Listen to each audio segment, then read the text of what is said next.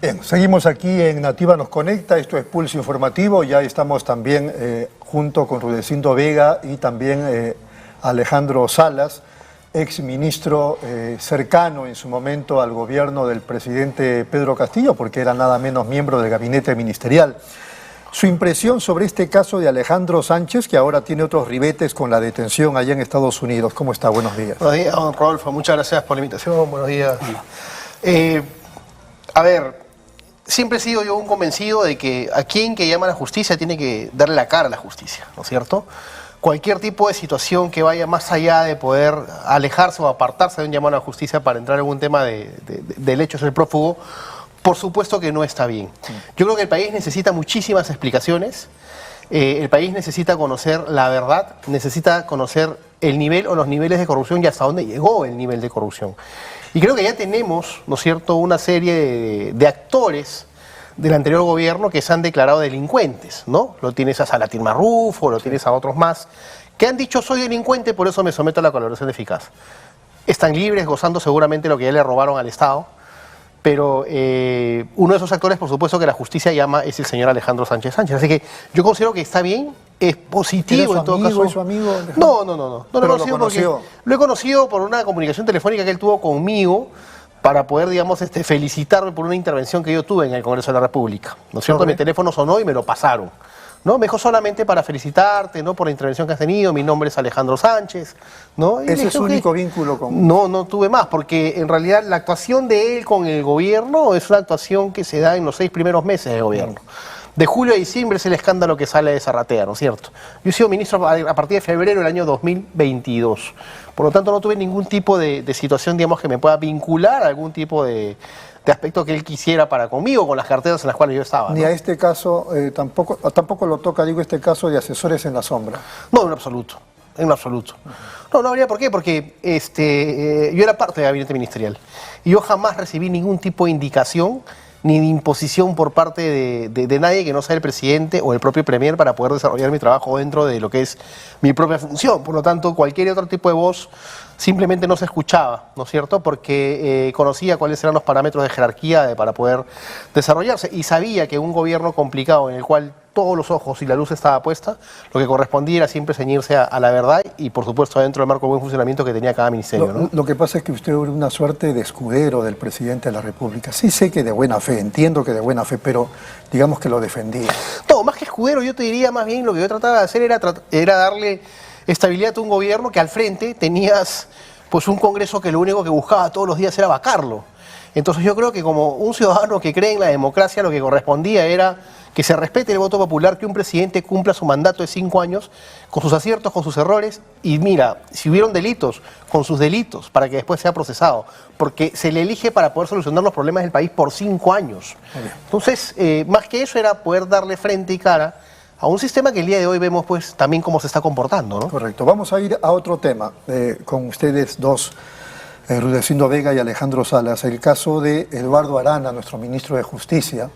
Él ya ha respondido de algún modo, pero siguen conociéndose algunos audios de sus conversaciones con Inostroza, con Ríos, cuando era el presidente de la Corte Superior del Callao, etcétera, etcétera. Su implicancia, por lo tanto, con los cuellos blancos del puerto. ¿Qué le significa, Rudecindo? Dos cosas. Primero, que el gobierno no tiene la capacidad ni tiene los filtros para escoger a buenos profesionales para ejercer los cargos. Se pensó que eso pasaba solamente con Castillo.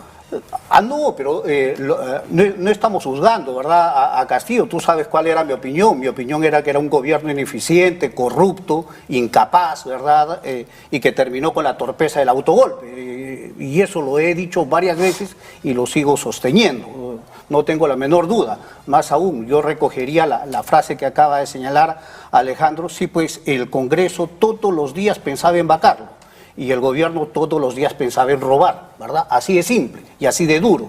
Si ese gobierno fue incapaz, no significa que este actual gobierno no sea incapaz. No tiene los filtros. Ya ha cambiado varios ministros. El error de este gobierno es doble.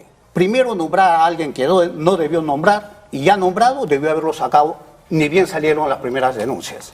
Y no es el primer caso, hay otros ministros que también tienen lamentablemente una situación parecida, ¿no? De cuestionamiento, quiero Claro, decir. por eso te digo, o sea, es error nombrarlos, pero más error es mantenerlos. Y debería de proceder cambiándolo inmediatamente. Ahora, lo extraño es que el anterior ministro de Justicia, el doctor Maurate, también de algún modo estaba implicado con los cuellos blancos. Sí, pero fíjate, lo más curioso es que el gobierno los apapacha, los protege, los fortalece, ¿verdad? ¿Y quién del gobierno puede ser? Solamente dos. La Presidente y el Premier. Muy bien. Nada más. ¿Qué dice sobre el tema Alejandro Salas? Bueno, primero que coincido en parte, ¿no es cierto?, con lo que dice don Rudecindo, pero no todo el gobierno de Pedro Castillo fue corrupto. Yo creo que hay gente que sí trabajó con valores y gente que supo cuidar siempre su apellido. Por ejemplo. ¿No? Alejandro Salas, por ejemplo, ¿no? Y te lo digo con absoluta seguridad y te lo digo con absoluta personalidad, ¿no? Mi trabajo estuvo vinculado fundamentalmente a poder llevar mis carteras adelante y tratar de darle frente a un espacio de ingobernabilidad que había en nuestro país día a día. Quienes robaron que todo el peso de la ley les caiga encima y que terminen bien presos, porque le robaron al país, no solamente del gobierno de Castillo, sino también de otros gobiernos, ¿por qué no?, de este gobierno que también se están viendo indicios de corrupción y de los que vengan, porque esa es parte de la historia de la corrupción de nuestro país, como ya lo escribió el recordado Adolfo Quirós. Entonces, yo creo que sí, el gobierno sabe quién está eligiendo, sino que son actores que necesitan, son imposiciones dentro de un gobierno que de una u otra forma está siguiendo... ¿Que necesitan o son imposiciones? Son imposiciones que necesitan. ¿Quién? Son imposiciones que necesitan, ¿por qué? Porque los imponen para poder darles estabilidad. El sistema que hoy gobierna. Hoy día, la respuesta es, hoy día, ¿el gobierno tiene oposición en el Congreso? No. No tiene oposición en el Congreso. Por lo tanto, tú mira quiénes ocupan los cargos directivos en diversos ministerios. Quienes ocupan los cargos directivos en diversos ministerios son aportantes de campaña de Keiko Fujimori, de Avanza País, de Renovación Popular, ¿no es cierto? Están gobernando lo que no ganaron las elecciones. Entonces, por supuesto que ante esa situación, ¿qué es lo que queda? Queda un gobierno que para poder mantenerse hasta el 2026 acepta todo lo que le den. Sabiendo que hay filtros y que esta persona tenía sentencia por alimentos, no importa, te lo están imponiendo y tú haz caso. ¿No es cierto? Porque lo necesitas. ¿Por qué lo necesitas? Porque me necesitas a mí, ¿no? Como Congreso, como actores políticos, como partidos políticos que te estamos dando sostenibilidad. Lo del Congreso podría entenderlo, su tesis ya la he escuchado también antes y creo que tiene sustento, pero ¿y los cuellos blancos? Pero por supuesto, a ver, cuando te manifiesto que están gobernando los que no ganaron las elecciones, por supuesto que yo te aseguro que los cuellos blancos también se han postulado en las elecciones, a través de diversos partidos o a través de algún partido político determinado. Y no ganaron las elecciones y no pudieron lograr su cometido. Pero existen, son parte del sistema y manejan todavía poder. Por supuesto que sí, claro que sí. Si no, el día de hoy estamos hablando de Alejandro Sánchez, que lo van a traer, y está muy bien que lo traigan, pero nos hemos olvidado de Nostroza, que está paseándose por Bélgica, que cuando salió su juicio en España... Eloy Marchand ya le hizo el ampay. Saltó por Bélgica y bueno, al sistema, ¿no es cierto?, no le interesa traerlo. Mientras más lejos esté y poco hable, va a ser mejor. No, y el sistema le paga una mensualidad, una pensión mensual. Imagínate.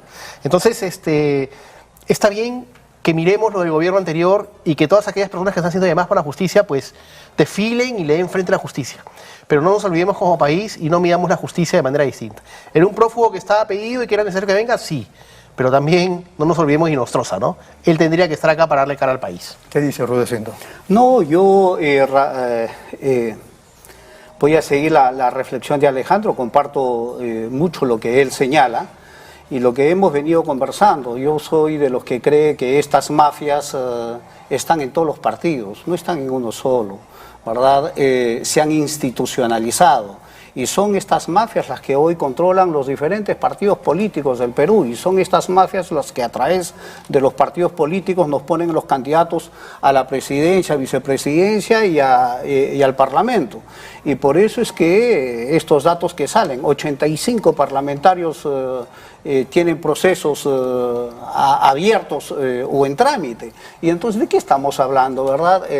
Y lo mismo ocurre a nivel regional y a nivel local, ¿no? O sea, lamentablemente, la desinstitucionalización nacional se ha consolidado en los partidos políticos y lo que conversábamos, ¿no? lo que dice el Ministerio Público son organizaciones criminales, y lo que yo añado, hay clubes electorales, hay vientres de alquiler y hay un poco de todo dentro de esa oferta política que hoy tenemos. Muy bien, Rudecindo ya de algún modo, antes de la llegada de Alejandro Salas, ya se refirió a la Junta Nacional de Justicia, pero quería su opinión sobre esta defenestración en ciernes e incluso se habla ya de los reemplazos y todo lo demás.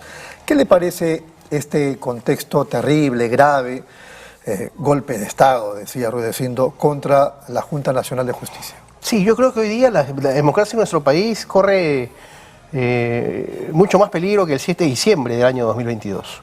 Porque lo que se está viendo es no solamente un debilitamiento, sino ya una intención clara de poder tomar las instituciones del país. ¿En qué se diferencia una dictadura a un gobierno democrático? En que las dictaduras debilitan y toman las instituciones, mientras que las democracias las fortalecen. ¿Estamos viendo acaso un tipo de fortalecimiento de las instituciones del país? No. ¿Qué es lo que se quiere con la Junta Nacional de Justicia, bajo mi análisis y apreciación? Sí. Es tomar el sistema electoral. Bajo diversos contextos vienen diciendo que hay falta grave, porque se pronunciaron por el tema de la ex fiscal de la Nación, Zoraida Ábalos, etcétera, y otros contextos más. Pero nos estamos olvidando que la Junta Nacional de Justicia elige al jefe de la OMP y elige al jefe de RENIEC. En el Congreso de la República ya hay proyectos avalados por el Tribunal Constitucional para poder denunciar constitucionalmente al presidente del Jurado Nacional de Elecciones. O sea, vale decir, hay que sacarlo del camino también. Hay proyectos para que las Fuerzas Armadas intervengan directamente en el proceso electoral. O sea, no lo digo yo, eso existe. Y por otro lado vemos el tema de cómo se quiere intervenir la Junta Nacional de Justicia. Independientemente de sus miembros, yo hablo por la institución. Y la institución va a ser aquella que va a elegir al jefe de la OMP y la jefe de RENIEC. ¿Qué es lo que se quiere? ¿Tener a la carta un sistema electoral? ¿No? Ese es lo que yo finalmente miro desde un aspecto de fondo. Entonces, por supuesto que se está atentando contra la gobernabilidad, sí, pero sobre todo se está atentando contra la democracia y se pone en riesgo el próximo proceso electoral. Algunos dirían, ¿por qué se rasgan las vestiduras por la Junta Nacional de Justicia si lo mismo se hizo contra el Consejo Nacional de la Magistratura? Porque eran de naturaleza distinta. Justamente el Consejo Nacional de la Magistratura deja de ser el Consejo Nacional de la Magistratura porque se evidenciaron audios de los cuellos blancos en los cuales se evidenciaba cómo era el manejo del Consejo Nacional de la Magistratura. Su naturaleza, que si bien es cierto estaba en la Constitución, no tenía el mismo desarrollo que hoy en día lo tiene una ley orgánica en cuanto a lo que es la Junta Nacional de Justicia. La Junta Nacional de Justicia emana de la ciudadanía, es aprobada en un referéndum con un 86%. El Consejo Nacional de la Magistratura fue creado por un Congreso Constituyente, digámoslo así, una Asamblea Constituyente, que decidió ponerla, incorporarla y dejar sus reglas al aire. Hoy en día las reglas están claramente estipuladas, entonces no podemos compararlas. Una era simplemente un organismo que elegía, ¿no es cierto?, magistrados, veía su calificación, pero ya vimos cómo se manejaba. El día de hoy los parámetros son distintos. Por lo tanto, yo creo que sí, hay un interés muy claro en poder tomar la Junta Nacional de Justicia. ¿Un complemento sobre el tema, Rudecindo? No, coincido, quizás con una sola apreciación adicional. Si es que capturan la Junta y van por los del sistema electoral, serían 9 los organismos constitucionales independientes y autónomos, incluidos el Poder Ejecutivo y el Poder Judicial, que serían controlados por el Congreso. ¿Eso qué es? Concentración de poder, eso es un golpe de Estado parlamentario. O sea, democracia ya no existe, Estado de Derecho no existe. El Congreso habrá dado un golpe parlamentario en el Perú. Desde su impresión o desde la impresión de ambos, pero uno sale a la calle y todo está tranquilo. Yo creo que existe una clara distracción en la ciudadanía, no porque el ciudadano quiera ser distraído, sino porque se les distrae constantemente, ¿no? Se les distrae porque el ciudadano está esperando que baje el limón, el ciudadano está esperando en las calles poder encontrar que su canasta básica familiar le alcance. Es un país que vive adormecido, distraído, pero que cuando cierran las puertas de su casa, cada familia ve la realidad del país. Es por eso la aprobación y la falta de legitimidad del gobierno y, por supuesto, del Congreso de la República.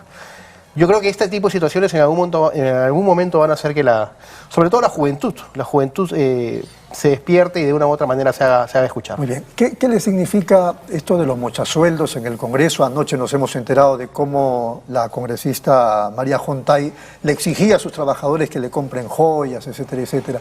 Agregado a esto el caso de el señor Alejandro Soto, presidente del Congreso de la República, que ya hemos hablado hace algunos instantes. Pero digo, ¿cómo usted simplificaría el contexto del Parlamento Nacional? Algo perverso, algo imperdonable, pero lo que sí tengo que decirte es lo siguiente, Rodolfo. Esto tiene un error del sistema parlamentario, del sistema de contratación del Congreso de la República. Este tema de los mochasueldos sí. No es de ahora. Viene desde hace 20 años, ¿verdad? O sea, desde hace 20 años. No es, o sea, cuando se permite en el Congreso que un parlamentario pueda dividir los contratos para contratar a uno o más personas, ese ya es perverso. ¿Quién lo puede corregir? El Congreso. ¿Por qué no lo hace? Porque está pervertido. Muy bien. Alejandro. Sí, definitivamente es... Si tenemos que poner una palabra, eso también es corrupción, por supuesto. O sea, es una modalidad de corrupción. O sea, el tema de quitarle el dinero a un trabajador, el dinero que le paga el Estado a un trabajador, por supuesto que también es un campo de corrupción. Pero, ¿qué estamos viendo? ¿Acaso hay desafueros por ello? Ya hay el ejemplo de un excongresista que ha sido sentenciado. ¿No es cierto? Ya existe jurisprudencia sobre qué es lo que pasa cuando se te ocurre quitarle el sueldo a un trabajador del Congreso. Y por supuesto queda como precedente para cualquier institución del Estado. Es un acto de corrupción que el mismo Congreso debería demostrarle a la ciudadanía cómo se autorregula y cómo sanciona. Sin embargo, ¿qué es lo que vemos? Cómo se autoprotege. El candidato presidencial, aunque él dice que todavía falta y está dispuesto a competir, Alfonso López Chau, rector de la Universidad Nacional de Ingeniería, dice que no está muy convencido de un referéndum para un adelanto de elecciones. ¿En su caso? Yo soy un convencido, no solamente soy un convencido, presido la institución que se llama Iniciativa Ciudadana, que está recolectando firmas para adelanto de elecciones. Así que más allá de solamente estar en la idea, estoy en la acción y estamos saliendo con nuestros planillones a buscar firmas, ¿no? Y esperamos que a diciembre llegar con el número de firmas adecuado y presentarlo al Congreso de la República para obligarlos a debatir el tema. No para decir que esto es una voluntad congresal, sino que los ciudadanos le exigimos al Congreso debatir el tema. Y si no lo debate, seguramente se abrirán otras puertas de expresión ciudadana. ¿Comparte la idea? Sí, por supuesto. Yo creo que el adelanto de elecciones se impone, pero no se impone porque lo pueda decir un opinólogo, un analista político, 2, 3 días antes. Se impone porque la ciudadanía, ¿no es cierto?, así lo quiere. ¿Y cuál es la forma? No se nota. ¿Y cuál es no se nota en la calle, no. Es que justamente este tipo de iniciativas que te señala Rudecindo, cuando existen las firmas, por supuesto que se va a notar. ¿No es cierto? El ciudadano del día de hoy no se nota porque el ciudadano está preocupado en sobrevivir. Entonces, ¿por qué una persona tan lúcida como Alfonso López Chau dice que no está muy convencido? Porque necesitará seguramente un poquito más de tiempo para preparar su campaña electoral, ¿no? Pero ya su partido hoy día acaba de sacar un comunicado, pidiendo adelanto de elecciones. Ah, ya se convenció. Hoy, será en la entrevista contigo que se terminó convenciendo, pero hoy día el pronunciamiento de Ahora Nación dice que va por el adelanto de elecciones. Muy bien, el tiempo nos gana. La inseguridad ciudadana, ¿cómo la enfrentamos? Que es un tema que sí toca a la gente, le preocupa mucho. Plan Bukele, plan Boluarte. ¿Qué ha pensado Alejandro Salas? Yo creo que existe y siempre la receta está, que es una mejor capacitación dentro de lo que son las instituciones encargadas de velar por la seguridad ciudadana. Mientras que no tengamos, digamos, la profesionalización clara y la logística necesaria para nuestra Policía Nacional del Perú, eso no se va a dar. Y mientras no corrijamos la misma institución que lucha contra la criminalidad, no es ajeno que existen muy buenos policías, pero no es ajeno que dentro de la misma institución existen policías que también se dedican a delinquir y a proteger delincuentes. Mientras que no mejoremos eso, cualquier tipo de medida yo creo que va a estar por ahí, va a pasar, digamos, por agua tibia. Hay que fortalecer la institucionalidad que combate la inseguridad ciudadana, pero sobre todo dotarla la logística necesaria y poder preparar con valores a su material humano. Ahora, dicen no, pero ahora. Y entonces plantean, algunos han planteado un estado de excepción, que los militares complementen a la policía en las calles. Puede ser, yo no me opongo al tema de que los militares salgan a las calles, por supuesto que sí, ¿no es cierto? Como una medida disuasiva, si queríamos llamarlo así. Lo que sí es cierto es que nuestra seguridad ciudadana está en crisis, ¿no es cierto? Es una crisis que se tiene que abordar, pero se tiene que abordar con nuestra realidad, no con realidad de otros países, ¿no es cierto? Porque realidades sociales de otro lado de pronto no nos van a servir y vamos a gastar tiempo y dinero en algo que no nos pertenece, ¿no? Yo, mira, el plan Boluarte no existe ni va a existir. porque además, como lo ha anunciado el propio Premier, es copia, copia, copia, copia de todo lado. Y la presidenta es una experta copiando, ¿verdad? Pero ese plan no existe ni va a existir. Dos, por lo tanto, y el plan Bukele no es un producto importable al Perú. Yo soy de los que cree que en el Perú tenemos experiencias positivas que podemos optimizarlas, fortalecerlas, si las articulamos y las integramos en un verdadero sistema de seguridad ciudadana. ¿Qué experiencias me dirás tú? Rondas campesinas, comités de autodefensa, serenazgos, empresas privadas de seguridad, que hoy están sueltas, ni siquiera la policía sabe cuántas existen, a los vigilantes de calle informales, particulares, ¿verdad?, que están en las urbanizaciones, unos contratados por la urbanización, otros por los propios vecinos. Entonces, si nosotros pudiéramos articular todo eso, en realidad podríamos tener una seguridad ciudadana amplia, masiva, que funcione y se organice, pero no hay que ni Bukele ni ninguna otra experiencia, hay que hacer a la peruana. Muy bien, clarísimo. Ahora, ya para terminar, una suerte de reflexión de ambos sobre los 50 años del golpe de Pinochet al presidente Allende en Chile. Alejandro. Bueno, que nos sirva como una autorreflexión para nosotros mismos, ¿no? Somos un país que en los 201 años de república que tenemos aproximadamente, y si hacemos un promedio, cada 14 años un golpe de Estado o un intento de golpe de Estado. Lo vivido en Chile, el asesinato del presidente Allende, por supuesto que es parte de la historia, no solamente de Chile, sino de la región, de Sudamérica.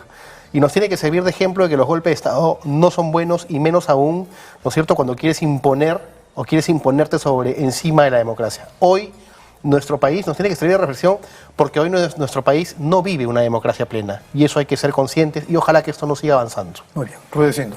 Bueno, es un claro ejemplo de que los golpes de Estado no duran toda la vida, ni la injusticia es imperdonable toda la vida. El golpe de Estado de Pinochet tuvo su ciclo, tuvo su periodo. Chile tuvo una recuperación democrática importante, turnándose incluso gobiernos con centro derecha y centro izquierda, y finalmente, después de 50 años, hay otro gobierno de izquierda, seguramente con todos sus problemas, pero es la democracia. La democracia vale. Los golpes de Estado no duran. Que eso nos sirva de ejemplo para ahora en el Perú, que a este Congreso que está ensayando y disponiendo un golpe de Estado parlamentario. Les va a llegar la justicia, tarde o temprano. Yo espero que más temprano que tarde les va a llegar la justicia. Han sido muy amables. Muchas gracias, Rodolfo. Muchas gracias a Alejandro Salas, a Rudecindo Vega. Nos vamos de inmediato a la pausa y regresamos.